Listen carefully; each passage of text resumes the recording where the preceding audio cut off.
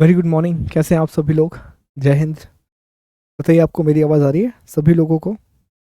Okay.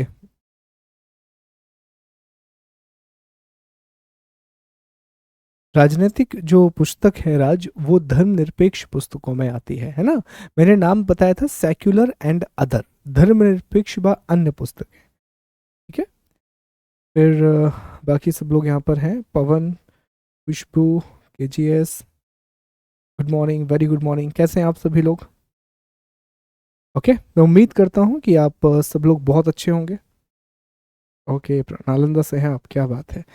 उम्मीद करता हूँ कि आप सब लोग बहुत अच्छे होंगे और आप सभी लोगों की पढ़ाई भी अच्छी चल रही होगी। और देखिए, अभी जैसे हम धीरे धीरे बिल्टअप करते जाएंगे, अभी आपको लग रहा होगा कि सर कंटेंट कम है, हम क्यों रिवाइज करें। ये दिमाग में बातें आती हैं। लेकिन जितना भी कंटेंट आपको मिल रहा है, मेक श्योर कि आप उस दिन उसे पढ़ें। और क्लास शुरू होने से पहले, जैसे आपको पता है कि 10 बजे आपकी क्लास है, तो आप 9:45 पर अपनी टेबल पर या जहाँ पर भी आप बैठे हुए हैं, आप बैठ जाइए और 15 मिनट में पहले उन चीज़ों को रिकॉल करिए जो आपने पढ़ा हुआ है। ठीक है। तो उम्मीद यही रहेगी कि जो हमारे बीच में एक अग्रीमेंट हुआ है कि मैं आपको पढ़ाऊंगा और बाकी चीज़ों का आप रिकॉल करेंगे, वो आप लगातार करते जाएंगे। तभी जाकर के ये जो हमारा पूरा कोर्स है वो सफल होगा, वो सक्सेसफुल होगा। तो चलिए दोस्तों, हमारे इतिहास के सेशन को हम शुरू करते हैं, हमारे क्लास को हम शुरू करते हैं। पहले मैं 2 मिनट आपको बताऊं कि हमने कल क्या पढ़ा था, ताकि आपको चीज़ों को कनेक्ट करने में आसानी हो। तो कल की क्लास में सबसे पहले हमने ये समझा था कि आखिर इतिहास का अर्थ क्या होता है। तो बेसिकली ऐसे पुराने विषयों का अध्ययन करना जो कि वर्तमान के लिए प्रासंगिक है, उसे हम इतिहास कहते हैं। Study of the old event which is relevant in the present is known as the history. फिर हमने यह समझने का प्रयास किया कि जो इतिहास है वह कितने प्रकार का होता है। तो इतिहास के प्रकार क्या होते हैं, टाइप क्या होता है। तो हमने जाना कि इतिहास को हम 3 भागों में बांट सकते हैं। प्राग ऐतिहासिक काल, जिसे हम प्री हिस्ट्री कहते हैं। दूसरा है आद्य ऐतिहासिक काल, जिसे हम प्रोटो हिस्ट्री कहते हैं। और तीसरा है दोस्तों ऐतिहासिक काल, जिसे हम हिस्ट्री कहते हैं। इन तीनों के विभाजन का आधार क्या था? कमेंट में जवाब दो। जवाब दोगे, पार्टिसिपेट करोगे, चीजें जल्दी याद होंगी। तो जवाब दीजिए आप लोग। इन तीनों का आधार क्या था? तो आप बताएंगे कि सर इन तीनों का जो आधार है, इन तीनों का जो पैरामीटर है, वो ग्राउंड है। वो ग्राउंड क्या है दोस्तों? लिखित साक्ष्य। इन तीनों का आधार क्या है? लिखित साक्ष्य, रिटन एविडेंस। ठीक है। तो प्री हिस्ट्री में किसी भी प्रकार का लिखित साक्ष्य हमें नहीं मिलता। प्रोटो हिस्ट्री में हमें लिखित साक्ष्य मिलते हैं, पर हम उन्हें पढ़ नहीं पाए हैं। ऐतिहासिक काल में लिखित साक्ष्य हमें मिलते हैं और हम उनको पढ़ पाए हैं। उदाहरण: प्राग ऐतिहासिक काल, पाषाण काल। आद्य ऐतिहासिक काल, सिंधु घाटी सभ्यता। और फिर ऐतिहासिक काल जो है उसमें वैदिक सभ्यता से लेकर के सारी सभ्यताएं आती हैं। जो भी संस्कृतियां हैं वो सभी आती हैं, क्योंकि हम लेखन कला का विकास कर चुके थे। फिर इसी तरह हमने समझा था कि हम भारत के इतिहास को, जो इंडिया की हिस्ट्री है, उसे हम कितने भागों में बांट सकते हैं।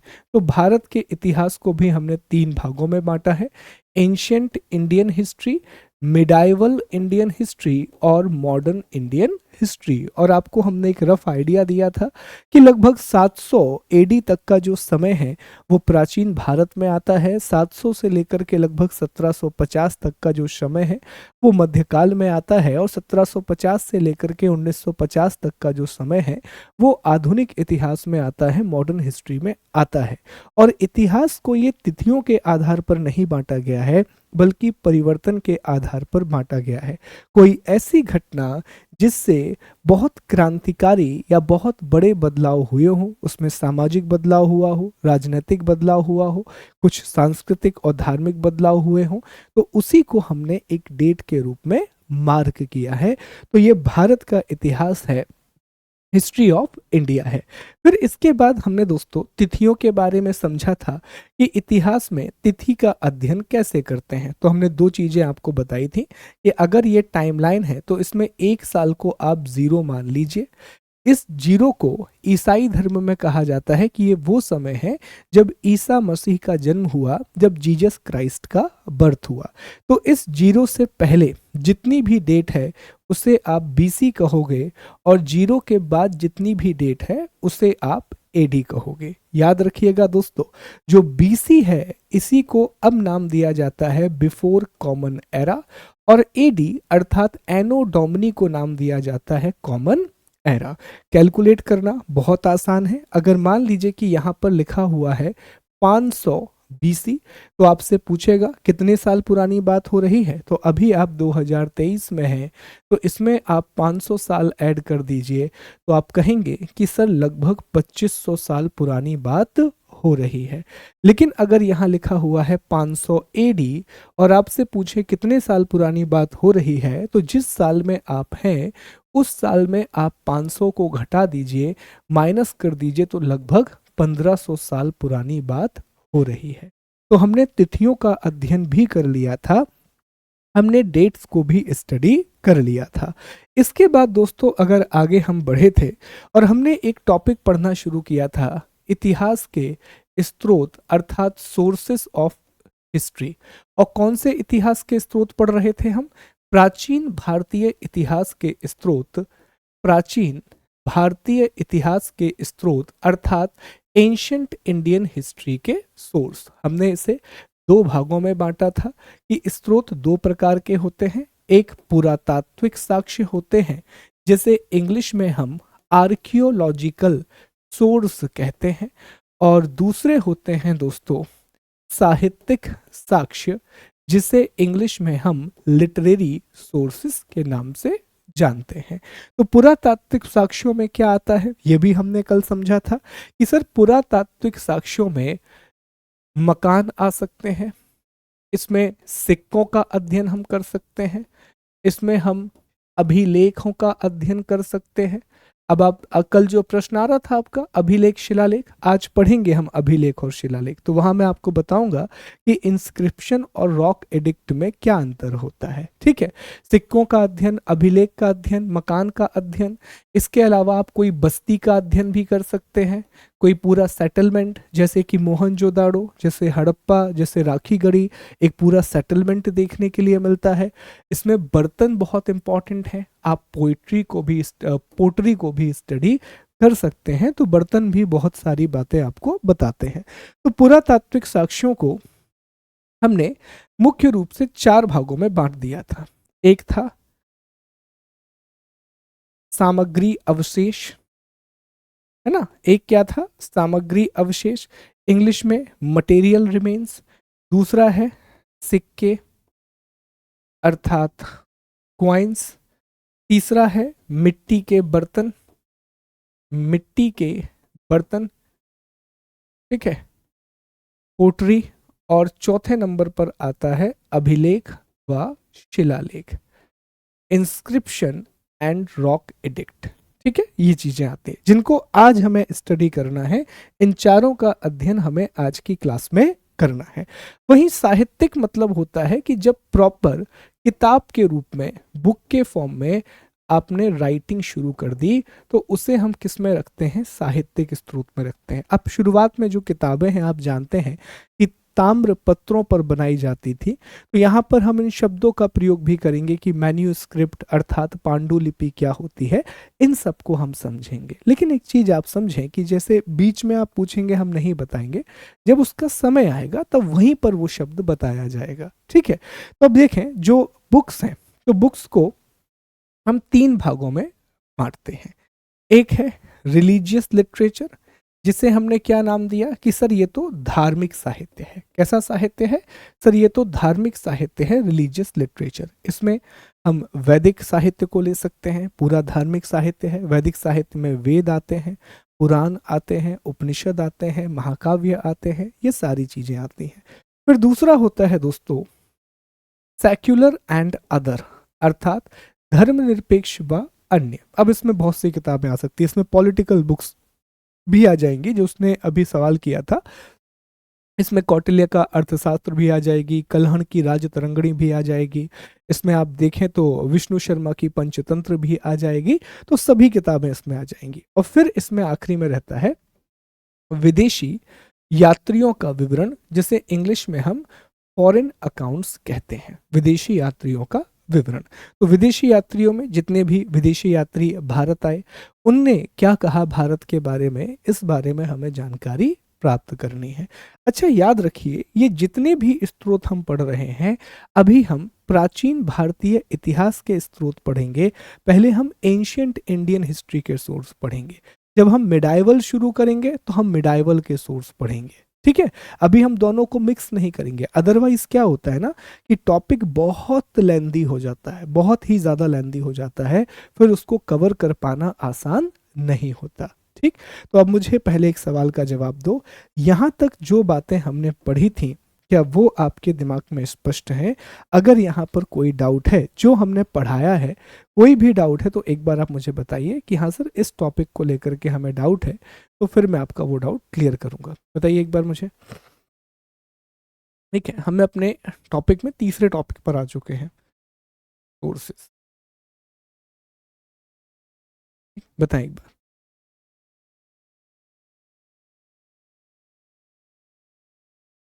Very good. कोई डाउट नहीं है?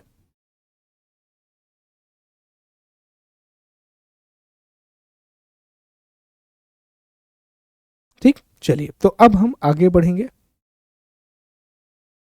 इसीलिए देखो, इन्होंने एक और सवाल किया है, प्रिया ने। प्रिया का एक सवाल है कि सर हम जीसस के हिसाब से ही सारी चीज़ों को क्यों मानते हैं? तो तभी मैंने आपसे कहा ना कि जो सेक्युलर हिस्टोरियन है, जो धर्मनिरपेक्ष इतिहासकार हैं, उन्होंने नए शब्द दिए हैं। अब वो बिफोर क्राइस्ट यूज नहीं कर रहे हैं, they are not using BC, they are using BCE, before common era. Anno domini, AD, AD शब्द का इस्तेमाल नहीं कर रहे हैं मॉडर्न हिस्टोरियन। एडी की जगह वो CE शब्द का इस्तेमाल कर रहे हैं, जिसे हम कॉमन एरा के नाम से जानते हैं। तो वही है, सेक्युलर टर्म अब हुआ है, तो ये चीज आपको याद रखनी है। चलिए, तो अब हम अगले टॉपिक पर आएंगे, नेक्स्ट टॉपिक पर आएंगे, और फिर आखिरी में फिर मैं आपको समय दूंगा कि जो भी रिलेवेंट डाउट है वो आपको जो भी रहेगा आप मुझसे पूछ लीजिएगा, ठीक है। अब मैं चाहूंगा कि जब मैं पढ़ा रहा हूं तो कमेंट को बंद करके आप पूरा फोकस अपनी पढ़ाई पर करें। पूरा फोकस किस पर करेंगे? आप पढ़ाई पर करेंगे, ठीक। अभी देखो ये लोग, ये सिद्धार्थ, अभी सिद्धार्थ बीच में क्लास ज्वाइन करोगे तो यही होगा। मैं शुरू में क्या बोला कि आज हमें ये टॉपिक पढ़ना है, अभिलेख और शिलालेख हम पढ़ेंगे। अगला सवाल देखो, सर वेद किस काल में आते हैं? बहुत बढ़िया, ठीक है, अभी हम पढ़ेंगे, ठीक। अभी हम पढ़ेंगे। नोट्स बनाने के लिए मैंने आपको पहले लेक्चर में बता दिया है।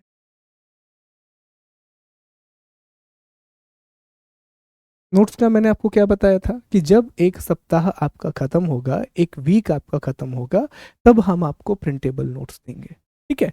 हर दिन आपको नोट्स मिलेगा, और जब वीक खत्म होगा तो आपको प्रिंटेबल नोट्स मिलेंगे। चलिए, अब ध्यान दें, अब हम टॉपिक को आगे बढ़ाते हैं, अगले टॉपिक को शुरू करते हैं। ओके, तो ये देखिए, हम पुरातात्विक साक्ष्यों के बारे में पढ़ना शुरू किए थे।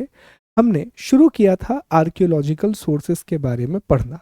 अब एक छोटी सी बात पहले आपको समझना पड़ेगा आर्कियोलॉजिकल सोर्स के बारे में। देखिए, अब अगर आपको किसी भी पुरातात्विक साक्ष्य की जानकारी प्राप्त करनी है, तो इसके लिए फिर आपको डिग करना पड़ेगा। डिग मतलब आपको खुदाई करनी पड़ेगी, तभी आपको इस चीज की जानकारी मिलेगी। अदरवाइज आपको कैसे पता चलता कि हड़प्पा और मोहनजोदाड़ो नाम के शहर हैं? तो जब कोई भी आर्कियोलॉजिस्ट, अर्थात कोई भी पुरातत्ववेत्ता खुदाई करता है, तो ये खुदाई दो तरह से की जाती है, ये डिगिंग दो तरह से की जाती है। एक होती है दोस्तों ऊर्ध्वाधर खुदाई। एक कौन सी होती है? एक होती है ऊर्ध्वाधर खुदाई, जिसे वर्टिकल डिगिंग कहा जाता है। क्या कहा जाता है? वर्टिकल डिगिंग कहा जाता है। और दूसरी होती है क्षैतिज खुदाई, जिसे हम हॉरिजॉन्टल डिगिंग कहते हैं। अब ये दोनों शब्द उम्मीद करता हूं कि आपको पता होंगे। देखो, ये होता है वर्टिकल, जब इस तरह से आप मूवमेंट करते हैं, तो ये क्या है दोस्तों? ये है वर्टिकल, इसे ऊर्ध्वाधर कहा जाता है। और ये होता है क्षैतिज। इसे हम क्या कहते हैं? क्षैतिज, या इसी को हम हॉरिजॉन्टल कहते हैं। अंडरस्टूड? तो दो शब्द आपको याद रखने हैं, एक ऊर्ध्वाधर खुदाई होती है और दूसरा क्षैतिज खुदाई होती है। या तो वर्टिकल डिगिंग होती है या हॉरिजॉन्टल डिगिंग होती है। तो किस तरह से? तो जैसे मान लीजिए कि यहां पर एक साइड आपको मिली है, ये हमने मान लिया कि ये आपको एक स्थान मिला है जिसमें मिट्टी की इतनी मोटी परत है। ये क्या है? ये मिट्टी की परत है दोस्तों।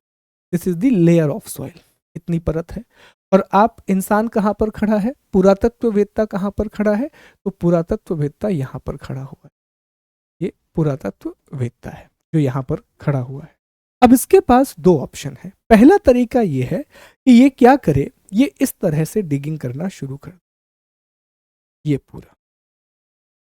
तो इसे आप क्या बोलोगे? ये कैसी खुदाई हुई है? जवाब दो। तो सर ये वर्टिकल डिगिंग हुई है, ये ऊर्ध्वाधर खुदाई हुई है। तो जब आप किसी भी जगह की ऊर्ध्वाधर खुदाई करते हो तो आपको प्रोग्रेशन ऑफ टाइम के बारे में पता पड़ता है, आपको समय काल के बारे में पता चलता है। मतलब ये हुआ दोस्तों, इसको इमेजिन करिएगा आप इस तरह से कि जैसे मान लीजिए कि ये एक जमीन है, यहाँ पर सबसे पहले मान लेते हैं कि डायनासोर आया। डायनासोर के बाद मान लेते हैं कि कोई बहुत बड़े सांपों का युग आया। फिर मान लेते हैं कि मेंढक का युग आया। फिर मान लेते हैं कि यहाँ मानव का युग आया। तो जब आप इसको वर्टिकल खोदना शुरू करेंगे तो आपको समय की जानकारी मिलेगी कि अच्छा यहाँ पर आपको मेंढक के अवशेष मिल रहे हैं, मतलब ये समय मेंढकों का था। फिर यहाँ सांपों के अवशेष मिल रहे हैं, ये समय सांपों का था। यहाँ डायनासोर के अवशेष मिल रहे हैं, ये डायनासोर का समय था। तो ऐसे ही इतिहास में होता है। सबसे ऊपर खोदा तो पता पड़ा कि आपको महल वगैरह मिलने लगे, तो आप अंदाजा लगाएंगे अच्छा ये महल के अवशेष। फिर और नीचे गए तो आपको कुछ और के अवशेष मिल सकते हैं। तो वर्टिकल डिगिंग के द्वारा हमें इतिहास के अलग अलग कालखंडों की जानकारी मिलती है, हिस्ट्री के अलग अलग पीरियड की इंफॉर्मेशन मिलती है। अब दूसरा ऑप्शन ये है कि ये जो आर्कियोलॉजिस्ट यहाँ पर है वो इस तरह खुदाई करे। जैसे पहले उसने इतनी खुदाई की, तो इस तरह इतनी पूरी लेयर की खुदाई करे। तो ये कैसी होगी दोस्तों? तो आप कहेंगे सर ये जो खुदाई हुई है ये पूरी की पूरी खुदाई क्षैतिज खुदाई है। ये कैसी खुदाई है? ये क्षैतिज खुदाई है, ये हॉरिजॉन्टल डिगिंग है। तो अब मुझे बताओ कि जब क्षैतिज खुदाई होगी तो इससे हमें एक ही समय में क्या क्या हुआ इस बात की जानकारी मिलेगी। जैसे हमने यहाँ पर मेंढकों को पाया, तो जैसे ही हम मेंढक के बारे में पहुंचे, अब हमने यहाँ से इस तरह खोदना शुरू कर दिया क्षैतिज। तो हमें ये पता पड़ेगा कि मेंढकों के समय और क्या क्या हो रहा था। तो दो तरह की डिगिंग की जाती है। जैसे इंडस वैली सिविलाइजेशन, तो आपने प्राप्त कर लिया, आपने पहले ऐसे खोदा और आपको हड़प्पा मिल गया। अब आपने क्या किया? अब आपने हड़प्पा में क्षैतिज खुदाई शुरू कर दी कि हड़प्पा में आखिर क्या क्या था, आखिर इस समय में क्या क्या हो रहा था। तो दो प्रकार की डिगिंग होती है। एक बार मैं आपको इसका डायग्राम भी दिखा देता हूँ। ये देखिए, ये जो खुदाई हो रही है और ये यहाँ पर अलग खुदाई हो रही है, तो ये क्षैतिज और ये अलग खुदाई है। तो यहाँ पर आपको जानकारी मिलेगी। ठीक है, तो ये एक बेसिक पॉइंट आपको और पता रखना है अबाउट द हिस्ट्री, इतिहास के बारे में। अब हम एक एक करके अपने स्रोतों को पढ़ना शुरू करते हैं। पहले सामग्री अवशेष पढ़ेंगे, फिर मिट्टी के बर्तन पढ़ेंगे, फिर हम सिक्कों का अध्ययन करेंगे और फिर हम शिलालेखों का अध्ययन करेंगे, अर्थात रॉक एडिक्ट और इंस्क्रिप्शन, शिलालेख और अभिलेख का अध्ययन हम करेंगे। आइए, तो सबसे पहले हम चलते हैं सामग्री अवशेष की ओर। इसकी ओर चलते हैं दोस्तों। सबसे पहले हम सामग्री अवशेष को पढ़ना शुरू करते हैं। पहला हमारा पॉइंट, आर्कियोलॉजिकल सोर्स में सामग्री अवशेष, इंग्लिश में इसे कहा जाता है मटेरियल रिमेन्स। ठीक है, मटेरियल रिमेन्स अर्थात सामग्री अवशेष क्या है, जरा देखें, ध्यान दें इन चीजों के ऊपर। तो सामग्री अवशेष का मतलब है कि जो पुरानी सभ्यता थी, मान लीजिए कि एक पुरानी सभ्यता थी, उदाहरण के लिए सिंधु घाटी सभ्यता। तो जो पुरानी सभ्यता के द्वारा वस्तुएं इस्तेमाल की जाती थीं, तो उन वस्तुओं के अवशेषों को हम सामग्री अवशेष कहते हैं। उदाहरण के द्वारा समझो, जैसे सिंधु घाटी सभ्यता के लोग घर बना रहे होंगे, मकान बना रहे होंगे। अब अगर वो मकान बनाएंगे तो इसमें वो ईंट का प्रयोग करेंगे, ठीक है। यहाँ पर वो शायद एक नाली बनाएंगे, ठीक है, सड़क बनाएंगे। फिर अगर वो श्रृंगार भी करते हैं तो श्रृंगार के लिए कुछ अलग अलग आभूषण बनाए होंगे। अगर मान लीजिए कि पूजा पाठ करते हैं तो हो सकता है कि मूर्ति बनाई हो, मंदिर बनाया हो, ये अलग अलग पॉसिबिलिटी हो सकती हैं। तो इन सभी चीजों को हम क्या बोलते हैं? सामग्री अवशेष बोलते हैं। इन सभी चीजों को हम मटेरियल रिमेन्स बोलते हैं। आप देखिए, हड़प्पा की जानकारी हमें कितने सारे मटेरियल रिमेन्स से ही पता चलती है। हड़प्पा की जानकारी हमें सामग्री अवशेष से ही पता चलती है। कंघी मिल गई, फिर मात्र की मूर्ति मिल गई, है ना, उर्वरा देवी की मूर्ति मिल गई, जो हम आगे जा करके समझेंगे। तो आइए इसमें थोड़ा सा एक एक करके पॉइंट समझते हैं। तो सर, पहला आपने इसमें बताया कि सबसे पहली चीज जो सामग्री अवशेष में आती है वो है बस्ती, वो है सेटलमेंट। एग्जाम्पल के लिए हड़प्पा, एक पूरा शहर आपको मिल गया। मोहनजोदाड़ो, पूरा शहर आपको मिल गया। राखीगढ़ी, पूरा शहर आपको मिल गया। तो ये होता है पहला कि आपको बस्ती की जानकारी मिली, आपको सेटलमेंट की जानकारी मिली। दूसरा इसमें जो आता है वो है अनाज। बहुत चीजें बताता है अनाज, कि किस प्रकार के ग्रेन्स का इस्तेमाल हो रहा था, किस प्रकार के अनाज का इस्तेमाल हो रहा था। क्या लोग गेहूं उगाना सीख गए थे? क्या लोग चावल उगाना सीख गए थे? या कोई नई फसल उगाना लोगों ने सीखा था या नहीं सीखा था? तो इसमें अनाज आता है। अनाज के बाद जो तीसरी चीज इसमें आती है दोस्तों, वो है श्रृंगार। श्रृंगार वस्तुएं, ठीक है, श्रृंगार वस्तुएं अर्थात ऑर्नामेंट्स कह सकते हैं, आभूषण कह सकते हैं इसी को आप, श्रृंगार वस्तुओं को। चौथा इसमें जो चीज आती है, फोर्थ, वो है टूल्स अर्थात औजार। बहुत इंपॉर्टेंट चीज है। क्या आते हैं? टूल्स अर्थात औजार इसमें आते हैं। अब औजार सबसे महत्वपूर्ण जानकारी का स्रोत है। टूल्स आपको बहुत कुछ बताते हैं। उदाहरण के द्वारा इस बात को समझिएगा कि टूल्स कैसे आपको बहुत कुछ बताते हैं। तो देखिए दोस्तों, जब हम पाषाण काल की बात करते हैं, जब हम पाषाण काल अर्थात जब हम स्टोन एज की बात करते हैं, तो हमने इसको नाम क्यों दिया है पाषाण काल? हमने इसे पाषाण काल इसलिए कहा क्योंकि इस समय सब कुछ पत्थरों पर निर्भर करता था। तो सब कुछ का मतलब क्या हुआ? टूल्स। जितने भी यहाँ पर टूल्स मिलेंगे, औजार मिलेंगे, वो पत्थर के बनाए हुए होते थे। सबसे पहले बेसिक पत्थर, बिल्कुल जो पत्थर मिला उसी का उपयोग करने लगे। फिर धीरे धीरे उन्होंने पत्थरों की घिसाई करना शुरू किया और उन्हीं पत्थरों से उन्होंने तीर कमान बना लिया। उन्हीं पत्थरों से उन्होंने भाले का निर्माण कर लिया और तब उनके शिकार करने की क्षमता बढ़ती गई, तब उनकी हंटिंग कैपेसिटी लगातार बढ़ती गई और ह्यूमन सिविलाइजेशन डेवलप होती गई। अनटिल एंड अनलेस उन्हें एग्रीकल्चर की जानकारी हो गई, तब चीजें पूरी तरह से बदल जाएंगी, जैसे हम कृषि क्रांति कहते हैं। अगले अध्याय में हमें अलग अलग संस्कृतियों का अध्ययन करना है। पाषाण काल क्या था, ताम्र पाषाण काल क्या था, इन सभी के बारे में हमें पढ़ना है। सोहन संस्कृति वगैरह का नाम आप सुने होंगे, तो इनके बारे में जानकारी मिलेगी, ठीक है। तो ये पाषाण काल। पाषाण काल के बाद जैसे ही आप थोड़ा आगे बढ़ते हैं, फिर हमने तांबे का प्रयोग करना शुरू कर दिया, फिर हमने कॉपर का उपयोग करना शुरू कर दिया। ताम्र पाषाण सभ्यता बनने लगी, तांबा। तांबे के बाद दोस्तों हमने कांस्य का प्रयोग करना शुरू कर दिया। हम कांस्य का प्रयोग करने लगे, हम ब्रॉन्ज का इस्तेमाल करने लगे, ब्रॉन्ज, ठीक है। कांस्य युगीन सभ्यता, सिंधु घाटी की सभ्यता। और माना जाता है कि लगभग 2000 ईसा पूर्व लोगों को आयरन की इंफॉर्मेशन हो गई, लोहे की जानकारी हो गई। और लोहे के सबसे अधिक प्रमाण हमें मिले हैं दक्षिण भारत, साउथ इंडिया में। शुरुआती प्रमाण, स्टार्टिंग में जो प्रमाण मिले हैं वो साउथ इंडिया में मिले हैं। अब दक्षिण भारत में सवाल ये आता है कि सर दक्षिण भारत में आखिर हमें ये प्रमाण मिले कहाँ हैं। तो दोस्तों ये जो हमें प्रमाण मिले हैं ये मैगोलिथिक, मैगोलिथिक ये शब्द सीखना है आपको, मैगोलिथिक कब्रों में मिले हैं।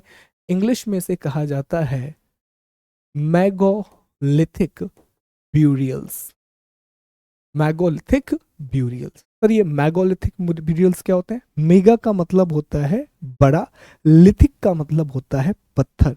तो शुरुआती समय में जो इंसान के द्वारा बनाई गई, कहा जाता है कि इंसान के द्वारा सबसे पहले जो कोई चीज बनाई गई तो वो मैगोलिथिक ब्यूरियल्स थे, अर्थात वो पत्थरों से बनी हुई कब्र थी। अब ये कैसी दिखती थी, आइए मैं आपको एक इमेज दिखाता हूं कि आखिर सर ये दिखती कैसी थी। ठीक है, तो ये देखिए इस तरह से दोस्तों बनाई जाती थी मैगोलिथिक ब्यूरियल्स। तो ऐसे बहुत सारे अवशेष आपको मिलेंगे। ये एक प्रकार की कब्रगाह होती थी। ये बिल्कुल शुरुआती सभ्यता है, जब उन्हें यह भी नहीं शायद पता होगा कि इसे हमें नीचे डिग करके गाड़ना है, पर उन्होंने अपने हिसाब से एक अंत्योष्टि करना शुरू कर दिया। और इन्हीं मैगोलिथिक ब्यूरियल्स में, इन्हीं मैगोलिथिक कब्रों में हमें लोहे के अवशेष मिले हैं, हमें आयरन के एविडेंस मिले हैं। तो ये एक चीज आपको पता होनी चाहिए। This is very very very much important. ठीक है, तो इतनी बातें हो गई। अब सर एक चीज और मिली है, आपने बताया कि बस्ती मिली है, अनाज मिला है, आभूषण मिले हैं, मिट्टी के बर्तन मिले हैं, औजार मिले हैं। ठीक है, एक चीज बड़ी अच्छी है जो एनसीईआरटी में बताई गई है कि कई जगह पर आपको रिंग वेल्स मिले हुए हैं। अब इन्हें आप रिंग कुआं भी कह सकते हैं, रिंग आकार का कुआं, रिंग आकार का कुआं। कुआं गहरा नहीं था, ये एक प्रकार से ना एक टंकी टाइप की थी। इसको टंकी कहना ज्यादा बेहतर है कि इसे रिंग शेप का आप एक टंकी कह सकते हैं। और माना जाता है कि इस टंकी का प्रयोग लोग अपने घरों में पानी एकत्रित करने के लिए, और इसी प्रकार की टंकियां जमीन पर रख दी जाती थी, तो उनका प्रयोग नालियों के लिए, इसको आप कह सकते हैं टंकी भी कह सकते हैं। और इसी का प्रयोग कई बार एक पाइप के रूप में भी हुआ है। अब ये मत सोचना कि मोटर थी तो उल्टा पानी चढ़ेगा, नहीं, जितना काम होना है वो ग्रेविटी से ही होना है। तो यहाँ पर इस प्रकार के मैं एक इमेज आपको दिखाता हूँ तो और आपके दिमाग में क्लियर होगा। देखिए, ये देखिए दोस्तों, इस प्रकार के, तो ये एक बर्तन ज्यादा दिखाई देता है। अच्छा, कई जगह पर यह भी कहा गया है कि इसका प्रयोग शौचालय के लिए किया गया है। तो तीन अलग अलग इसके बारे में बात की जाती है। पहली जो इतिहासकार, कुछ इतिहासकारों का मानना है कि ये जो रिंग वेल है, इसका प्रयोग जल संग्रहण के लिए किया जाता था। किसके लिए किया जाता था? जल संग्रहण के लिए किया जाता था, वाटर स्टोरेज के लिए किया जाता था। कुछ इतिहासकार हैं जिनका यह मानना है कि इसका प्रयोग नाली के रूप में किया जाता था, है ना, इसका जो प्रयोग है वो ड्रेनेज के रूप में किया जाता था। और कुछ इतिहासकार ऐसे हैं जिनका मानना है कि ये जो पूरी की पूरी संरचना है, इस संरचना का जो प्रयोग किया जाता था वो शौचालय के रूप में किया जाता था, वह है टॉयलेट में किया जाता था। तो ठीक है, अलग अलग इतिहासकार हैं, हमें बस पता होना चाहिए कि ऐसा एक स्ट्रक्चर बना हुआ था जिसमें पानी शायद पास होता था, पाइप जो भी था। तो ये एक स्ट्रक्चर हमें देखने के लिए मिलता है।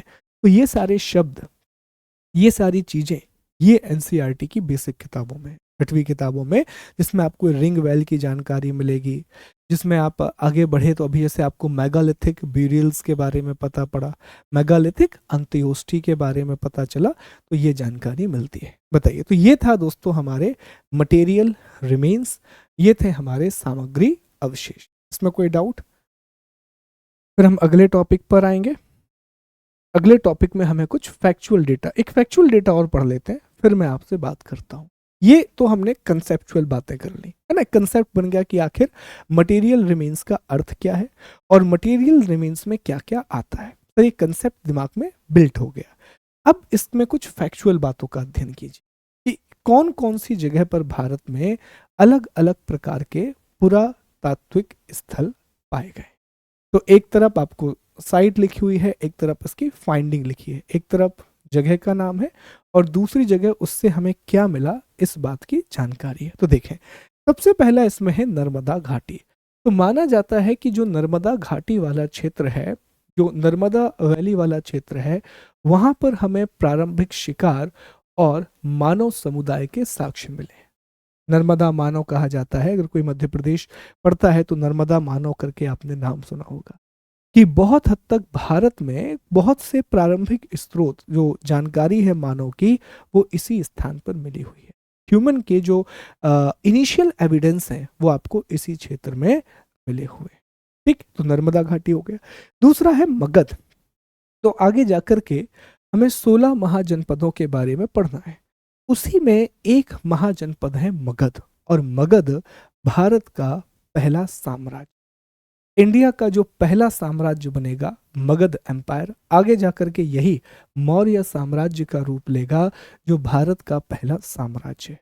तो अगर प्रश्न आए कि भारत के पहले साम्राज्य की स्थापना कहाँ हुई, तो वो मौर्य साम्राज्य था, वो मौर्यन एम्पायर था, और मौर्यन एम्पायर को इस्टेब्लिश कहाँ किया गया था, मगध वाले क्षेत्र में स्थापित किया गया, मगध वाले रीजन में। अगला है उत्तर पश्चिम में सुलेमान और किरथर की पहाड़ियां। अब ये थोड़ा सा ना ज्योग्राफी भी देखना चाहिए आपको कि अच्छा सुलेमान किरथर की पहाड़ियां कहाँ हैं। तो जैसे अगर भारत का नक्शा देखेंगे तो यहाँ भारत है, फिर ये पाकिस्तान है, यहाँ आप देखेंगे कि अफगानिस्तान के पास हिंदुकुश पर्वत है, उसी हिंदुकुश पर्वत का विस्तार है सुलेमान और किरथर की पहाड़ियां।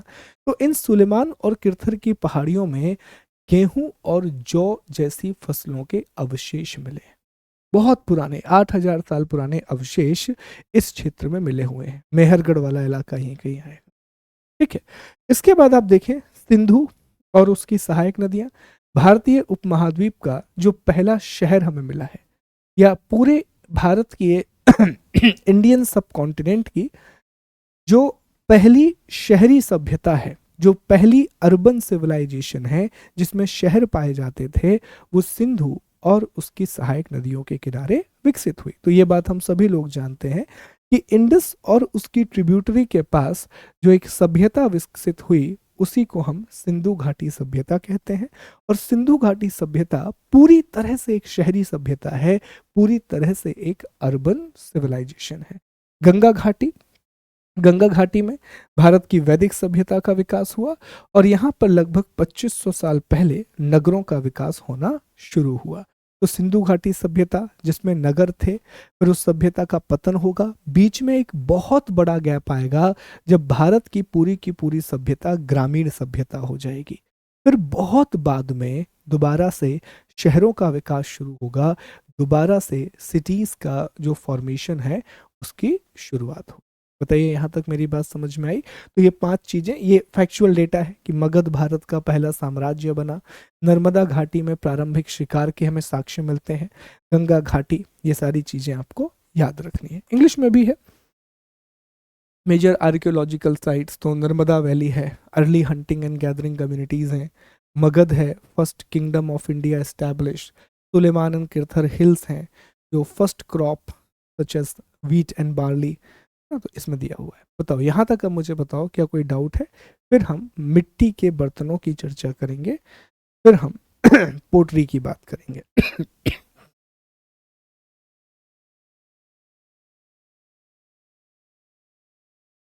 और अभी मैं आपसे पूछूंगा अभी क्लास खत्म होने के बाद, या हर दिन क्लास शुरू होने से पहले, कि क्या पढ़ा क्या नहीं पढ़ा।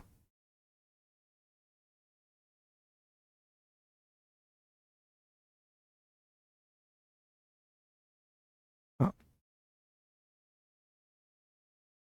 ट्राई करने पे सब।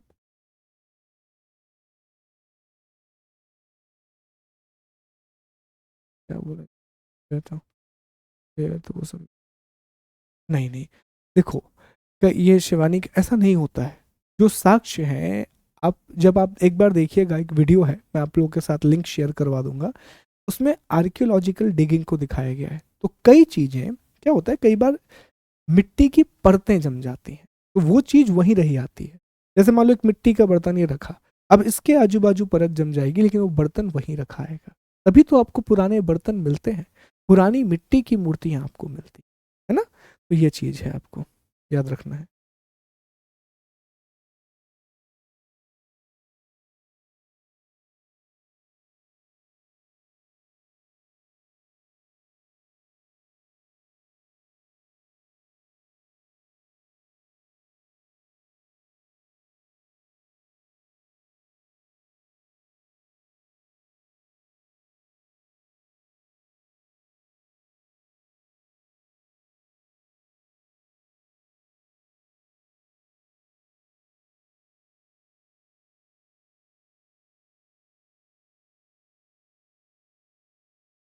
ओके,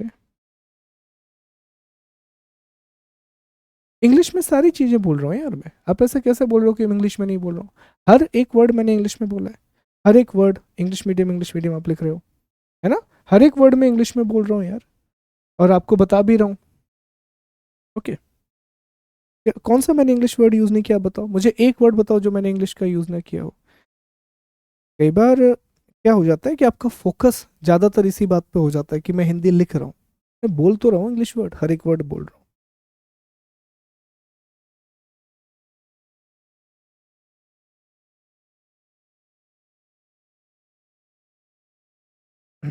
फिर आप पूरी एनसीईआरटी छठवीं की पढ़ लो, ठीक है, 6 क्लास की एनसीईआरटी पढ़ लो और 11th की एनसीईआरटी पढ़ लो।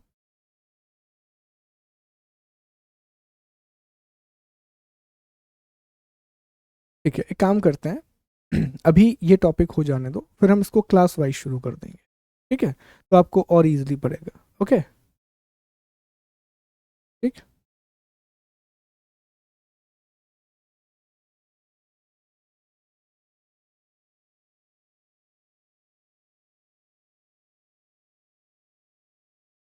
चलिए भैया, अगर कमेंट में फंस गया तो क्लास बिल्कुल नहीं हो पाएगी।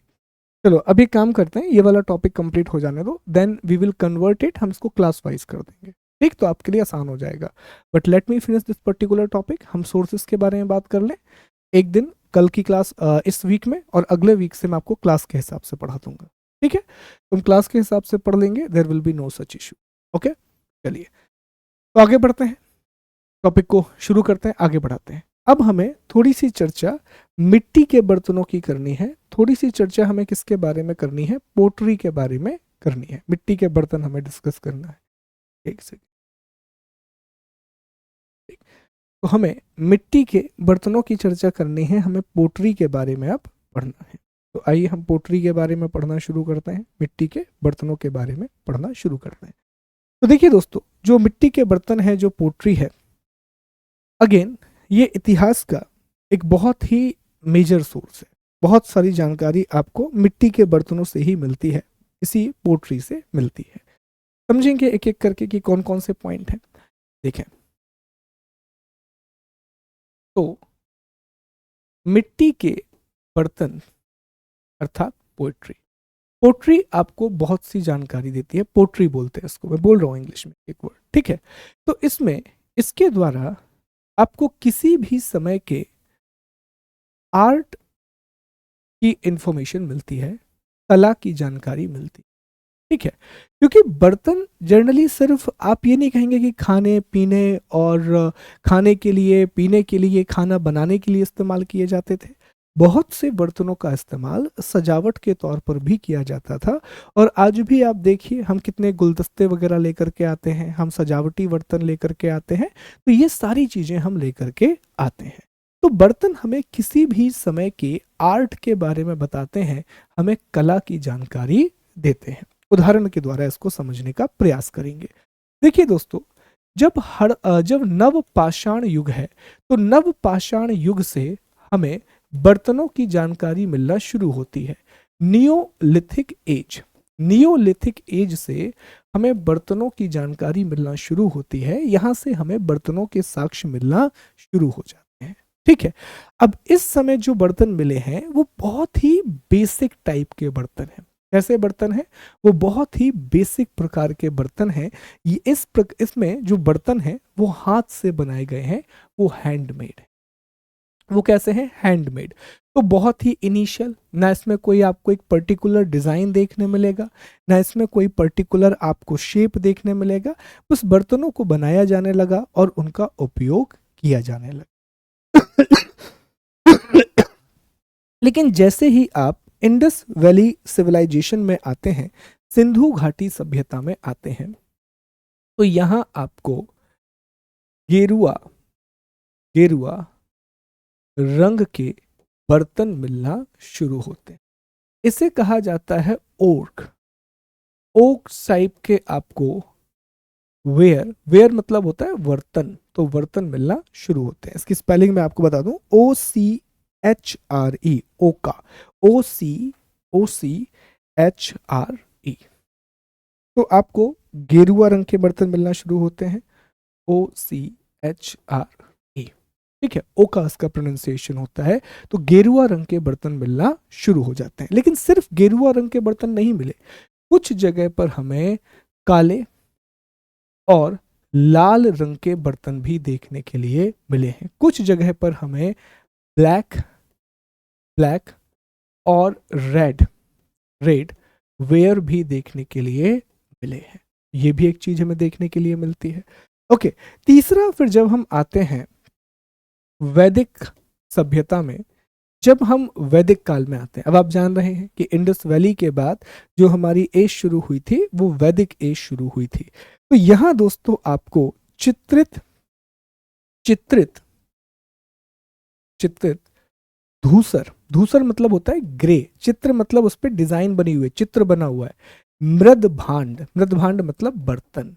ओके, तो चित्रित धूसर मृद भांड मिलते हैं। इन्हें इंग्लिश में कहा जाता है painted painted grey ware, painted grey ware. ठीक है, कई बार आप इन्हें देखेंगे कि इसके लिए शॉर्ट फॉर्म का इस्तेमाल किया जाएगा, which is PGW, printed grey ware. तो आपको ये भी देखने के लिए मिलता है पेंटेड, पेंटेड सॉरी, पेंटेड नहीं, पेंटेड। अब इसमें आपको चित्र देखने मिलेंगे और रंग कैसा है, ग्रे मतलब धूसर।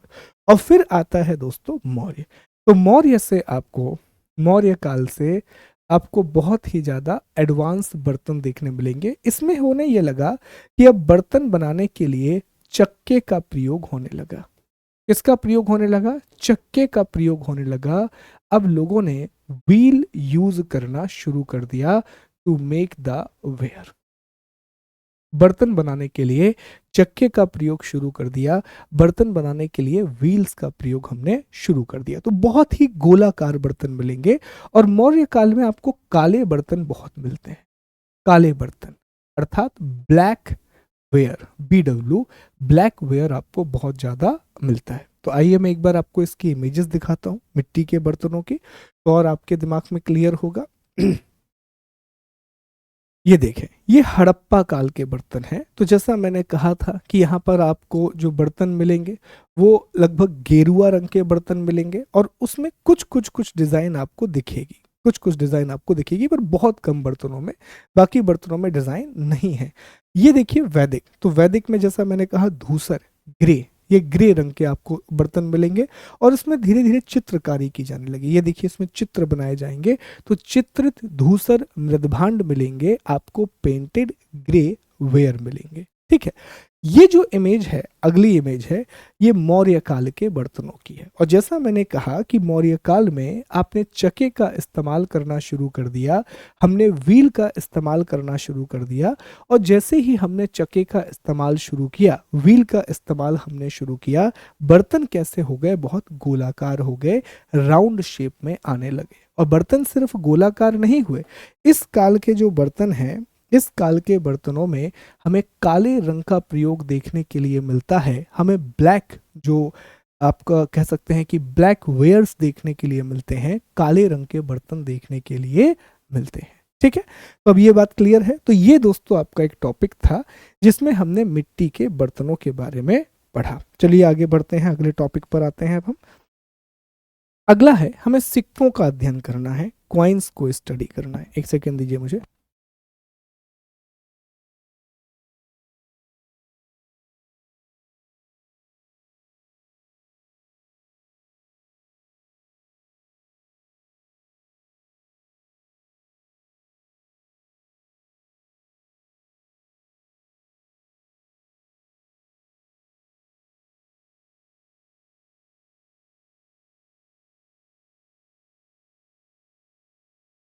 चलिए आगे बढ़ते हैं और थोड़ी सी जानकारी अब हम सिक्कों के बारे में एकत्रित करते हैं।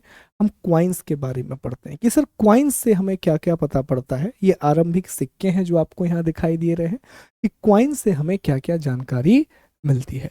तो पहले एक शब्द आप समझें कि सिक्कों के अध्ययन को जो स्टडी ऑफ क्वाइन है, अर्थात सिक्कों का अध्ययन, स्टडी ऑफ क्वाइन, सिक्कों का अध्ययन। तो सिक्कों के अध्ययन को हम न्यूमिस्मैटिक्स कहते हैं। क्या कहते हैं? न्यूमिस्मैटिक्स कहते हैं। हिंदी में हम इसे सिक्का शास्त्र कह सकते हैं, लेकिन वो शब्द सही नहीं है। आपको हमेशा याद रखना है कि अगर हिंदी में भी पूछा जाएगा तो वो इंग्लिश शब्द ही पूछाएगा। और अगर आप उठा करके देखें तो प्रश्न में पूछा भी गया है कि सिक्कों के अध्ययन को क्या कहा जाता है। Study of coin is known as, क्या कहते हैं स्टडी ऑफ क्वाइन को? न्यूमिस्मैटिक्स के नाम से हम जानते हैं। किस नाम से जानते हैं? न्यूमिस्मैटिक्स के नाम से हम इसे जानते हैं, याद रखिएगा। तो दूसरा सवाल ये आता है कि सर आखिर हम सिक्कों का अध्ययन क्यों करते हैं? मतलब ये हुआ कि जब हम सिक्कों का अध्ययन करते हैं, जब हम क्वाइन को स्टडी करते हैं, तो इससे हमें क्या जानकारी मिलती है, इससे हमें क्या इन्फो मिलती है। अब ये इस प्रकार के सिक्के हैं जो आप देख पा रहे हैं, चौकोर सिक्के हैं। ये सिक्के बनाने का एक सांचा है जो कि कुषाण काल से पाया गया है। जो कुषाण का पीरियड होगा उसमें आपको सिक्के बनाने का ये सांचा भी मिलेगा। ठीक, तो अब ध्यान दें इससे हमें क्या क्या जानकारी मिलती है, इससे हमें क्या क्या इंफॉर्मेशन मिलती है। तो इससे पहली जानकारी जो हमें मिलती है वो अर्थव्यवस्था की जानकारी मिलती है, हमें इकोनॉमी की इंफॉर्मेशन मिलती है। पर कैसे? देखिए, जैसे गुप्त पीरियड में आपको बहुत बड़ी मात्रा में सोने के सिक्के मिलेंगे। तो सोने के सिक्कों का मिलना यह दिखाता है कि इस काल में निश्चित तौर पर जो व्यापार और वाणिज्य था, जो ट्रेड और कॉमर्स था, वो बहुत ज़्यादा उन्नत था। और जैसे ही आप गुप्त काल के बाद जाते हैं, सोने के सिक्कों की मात्रा में कमी आती है, जो ये बता रहा है कि अब इस क्षेत्र में धीरे धीरे व्यापार और वाणिज्य का पतन हो रहा है या आर्थिक गतिविधियां कम हो रही हैं, इकोनॉमिक एक्टिविटीज में कमी आ रही है। ये पहली चीज है। दूसरी चीज आप यहीं पर समझें जानकारी में, तो ये हमें शासकों की जानकारी भी प्रदान करता है। ये हमें किसी पर्टिकुलर रूलर की इंफॉर्मेशन भी देता है, क्योंकि कुछ सिक्के ऐसे हैं दोस्तों जिन पर राजाओं ने अपना चेहरा या राजाओं ने अपना नाम अंकित करवाया है। बहुत से चेहरे हमें सिक्के ऐसे मिलेंगे जहां राजाओं का चेहरा या राजाओं का नाम लिखा हुआ है। तीसरी बात, जो सिक्के हैं, सिक्के, इन सिक्कों से हमें उस समय के प्राकृतिक संसाधनों की जानकारी भी मिलती है, हमें उस समय के नेचुरल रिसोर्सेज की इंफॉर्मेशन भी मिलती है। तो सर प्राकृतिक संसाधनों में क्या क्या आता है, नेचुरल रिसोर्स में क्या क्या आता है? तो प्राकृतिक संसाधनों में दोस्तों हम यहाँ जिस बात का अध्ययन करते हैं वो हम ये समझने का प्रयास करते हैं कि अगर इस क्षेत्र में चांदी के सिक्के हैं तो क्या इस क्षेत्र में चांदी की उपलब्धता थी, क्या इस क्षेत्र में सोने की उपलब्धता थी? अगर नहीं थी और फिर भी हमें सिक्के मिले हैं, इसका मतलब कहीं ना कहीं से आयात हो रहा था, कहीं ना कहीं से इंपोर्ट हो रहा था। तो ये हमें विदेशी व्यापार की जानकारी भी देता है ये हमें फॉरेन ट्रेड की इंफॉर्मेशन भी देता है। चौथा, हमें सिक्कों के द्वारा कला की जानकारी भी प्राप्त होती है, हमें सिक्कों के द्वारा आर्ट की इंफॉर्मेशन भी पता चलती है। अब कला का अर्थ क्या हुआ? देखिए, सिक्कों पे डिजाइन है, अगर आप देखें तो इस तरह से अलग अलग डिजाइन बनाई गई है। तो डिजाइन फॉर्म क्या होता है? आर्ट ही तो होता है। आइए मैं आपको और डिजाइन दिखाता हूँ, और भी डिजाइन देखने मिलेंगे। ये देखो, ये अलग अलग प्रकार के सिक्के हैं, गोल सिक्के भी मिलेंगे। ये देखिए अलग से आकार का सिक्का है, इसमें कुछ आकार, मतलब ये एक प्रकार से 1 2 3 4 5 पंच आकार का सिक्का मिलेगा, कुछ स्क्वायर भी मिलेंगे। ये देखिए आपका एक हिस्सा इसका कटा हुआ है। और ये आकृतियां हैं जो सिक्कों पर इस्तेमाल की जाती थी। कभी ऐसी आकृति है, कभी इस तरह की आकृति है। तो ये आकृतियां क्या दिखा रही थी कि हमारा आर्ट किस तरह से डेवलप हो रहा है, हमारी जो कला है उसका विकास किस रूप में हो रहा है। एक बात थोड़ी सी और समझिए कि शुरुआत में जितने भी सिक्के आए, जो सिक्कों की शुरुआत हुई, जो कॉइन स्टार्ट हुए, वो कैसे शुरू हुए। तो जो शुरुआत में जितने भी सिक्के आपको मिलेंगे, शुरुआत में जितने भी कॉइन्स आपको मिलेंगे, ये सारे के सारे सिक्के कैसे हैं दोस्तों, तो ये पंचमार्क सिक्के। कैसे सिक्के हैं, ये पंचमार्क सिक्के हैं।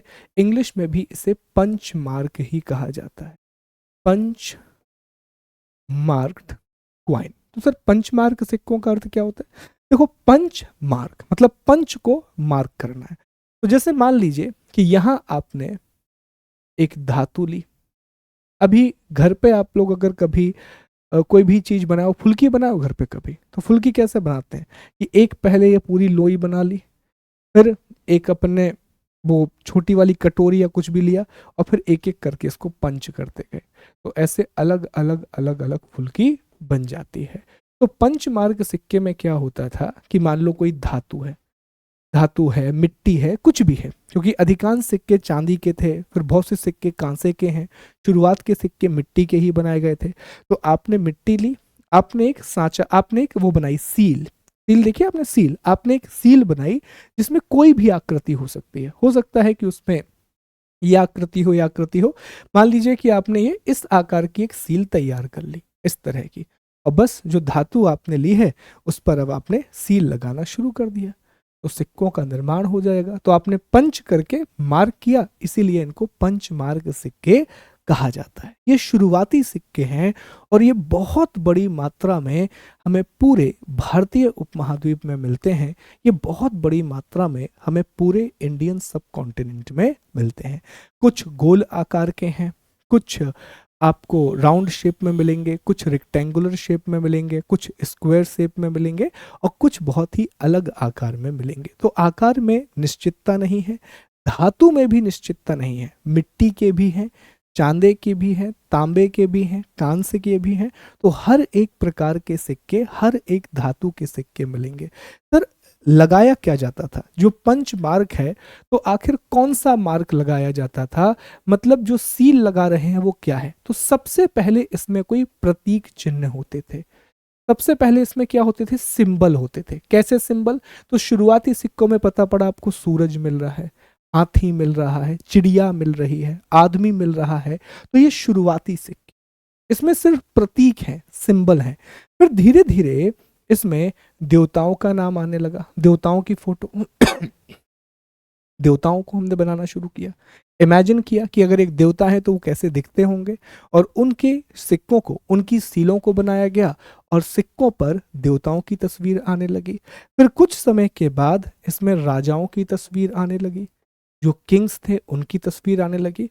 और फिर कुछ समय के बाद इसमें शब्द भी थे, लिपि भी थी, और इसमें इमेज भी थी, मतलब लिखावट भी आने लगी। और उसके साथ साथ हमें तस्वीर भी देखने मिलती है। जैसे आज जो हम सिक्के लेते हैं तो उसमें लिखा भी रहता है, और लिखावट के साथ साथ उसमें हमें एक आकृति भी देखने के लिए मिलती है। तो ये पंचमार्क सिक्कों का इतिहास रहा है, पंचमार्क्ड कॉइन की हिस्ट्री रही है। तो सबसे पहले सिक्के, सबसे पुराने सिक्के, इन्हें पंचमार्क कहा जाता है, और ये बड़े पैमाने पर चांदी के बने होते थे। सिक्कों पर डाई या पंच का उपयोग करके प्रतीकों की मोहर लगाई जाती थी, इसलिए इन्हें पंच चिन्हित सिक्के कहा जाता है। आयताकार, चौकोर या गोल आकार के होते थे, उनमें प्रतीक होते थे, राजाओं के नाम थे, देवता थे, या जारी करने की तारीखें इसमें बताई होती थी। ठीक है, इंग्लिश में आप देखें, the earliest coin called the punch marked coin were largely made up of silver. The coins were stamped with a symbol using dice or punches, hence they are called the punch-marked coins. They were generally rectangular or sometimes square or round in the shape. They contain a few symbols, but later coin mention the name of kings, gods or date of the issuance. तो ये आपके सिक्के हैं। और सिक्कों के अध्ययन को क्या कहा जाता है, तो जैसा मैंने आपको बताया कि सिक्कों के अध्ययन को हम न्यूमिस्मैटिक्स कहते हैं। क्या कहते हैं, न्यूमिस्मैटिक्स कहते हैं। ये शब्द सीखना है आपको। NCERT will teach you these words. ये जो छोटे छोटे शब्दों का उपयोग हम कर रहे हैं, यही आपको एनसीईआरटी बताएगी।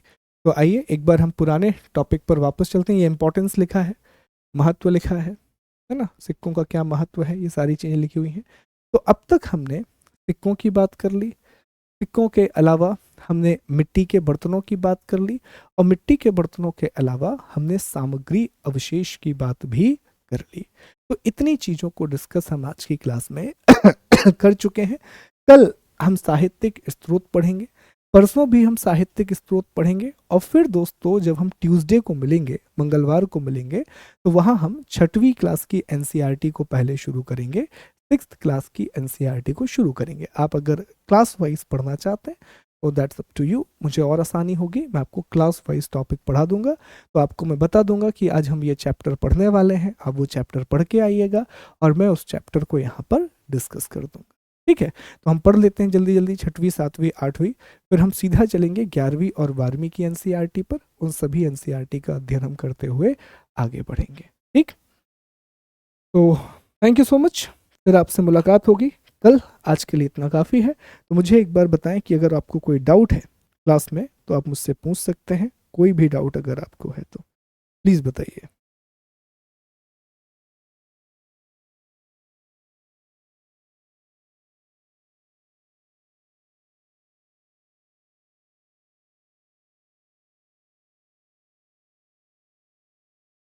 नहीं, बुक लेने की ज़रूरत नहीं है। अगेन मैं आपको बताऊं, एनसीईआरटी में किताब लेने की आवश्यकता नहीं है।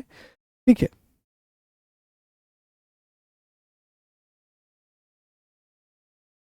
हम्म, हाँ वही मैं कह रहा हूँ कि एक बार टॉपिक वाइज, मैं वही कह रहा था आपसे कि टॉपिक वाइज आप पढ़ेंगे आपके लिए ज़्यादा बेनिफिशियल है। कई बार क्या होता है ना, मैं एक चीज़ थोड़ा सा बताऊँ आप लोगों को, जो मैंने पहली क्लास में आपसे कहा था कि अगर बार बार आप मुझे गाइड करेंगे कि सर आप ऐसे पढ़ा दो, वैसे पढ़ा दो, ये कर दो, वो कर दो, इसमें सबसे ज़्यादा नुकसान आपका है।